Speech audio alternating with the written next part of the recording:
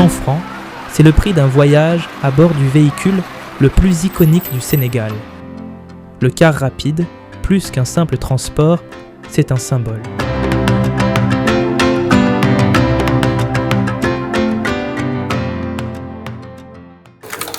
Les tout premiers cars rapides sont arrivés au Sénégal dès l'après-guerre, en 1947, issus de fourgonnettes européennes utilisées pour le fret.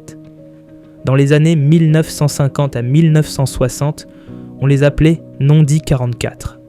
On les retrouve dans les témoignages des premiers chauffeurs sénégalais.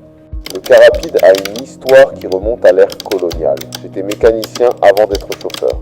C'est tout un symbole pour moi. Dans les années 1970, le Sénégal voit apparaître le car rapide, tel qu'on le connaît. Un véhicule du peuple devenu objet d'art populaire. Un artiste peintre, du nom de Moussa Tiné, a l'idée de décorer ses bus avec des scènes de la vie quotidienne, des symboles religieux et des phrases en wolof. Son inspiration puisée dans la culture sénégalaise a fait école. Désormais, chaque car est unique et raconte l'histoire de son propriétaire. Chaque propriétaire veut représenter ses croyances et son origine dans la décoration. On peint des incantations en wolof et en arabe pour se protéger.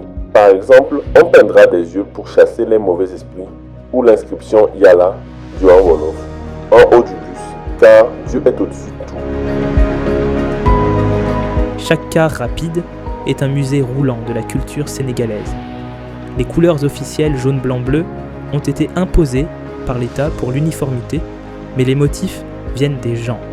On y reconnaît l'aigle de la force, le cheval du Damel Ladior ou le visage de saint de la confrérie mouride. Les peintres ajoutent des prières et des percussions graphiques sur la carrosserie, transformant ces bus en talismans protecteurs. Aujourd'hui, les cars rapides sont menacés de disparition. Depuis 2016, le gouvernement prévoit de les retirer progressivement au profit de nouveaux bus modernes. On a même suggéré que ces grands bus blancs soient peints aux couleurs du car rapide pour les rendre plus attractifs. Pourtant, ce plan suscite des résistances. Les usagers et les chauffeurs restent attachés à ces icônes de la débrouille.